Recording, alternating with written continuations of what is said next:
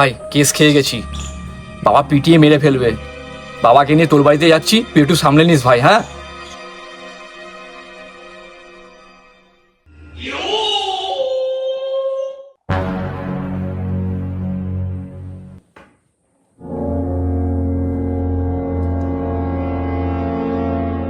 বাপ্পা 4 তারিখ রাত্রিবেলা কোথায় ছিল?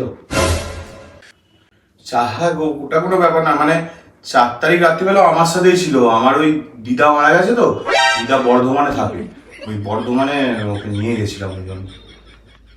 দিদা তো জানতাম কাঁথিতে থাকে।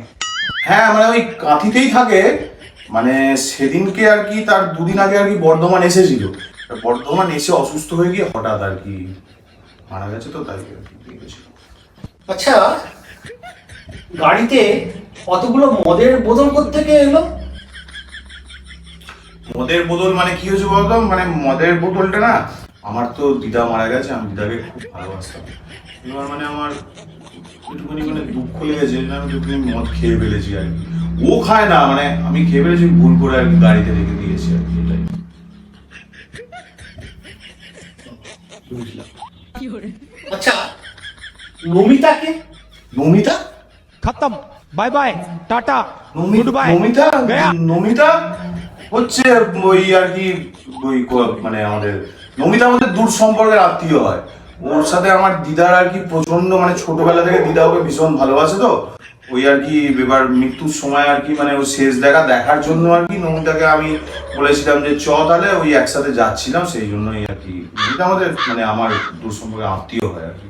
ও, তা নমিতার পেটে বাপ্পার বাচ্চা এলো কি করে? মানে মানে ব্যাপারটা কিছু নয়, ব্যাপারটা হচ্ছে কি আর কি, ওই নমিতার সঙ্গে দিদার মানে সম্পর্ক ভালো। এবার দিদা ওকে ছোট থেকে এত ভালোবাসতো না, মানে ওর ছোটবেলার দিদা ওকে নিজেকে দেখতে পেত, মানে এত দিদার একদম প্রাণবন্ত ব্যাপার ছিল। দিদা ওকে ভালোবাসতো, যার কারণে ওকে চেয়েছিল যে দিদা মারা যায় তারপরে ওর পেটেতে দিদা জন্মগ্রহণ করবে। এবার আমি তো আত্মীয় হই, ওই জন্য আমাদের ইয়ে করে, ওই জন্য আর কি ওই বাপ্পাকে আর কি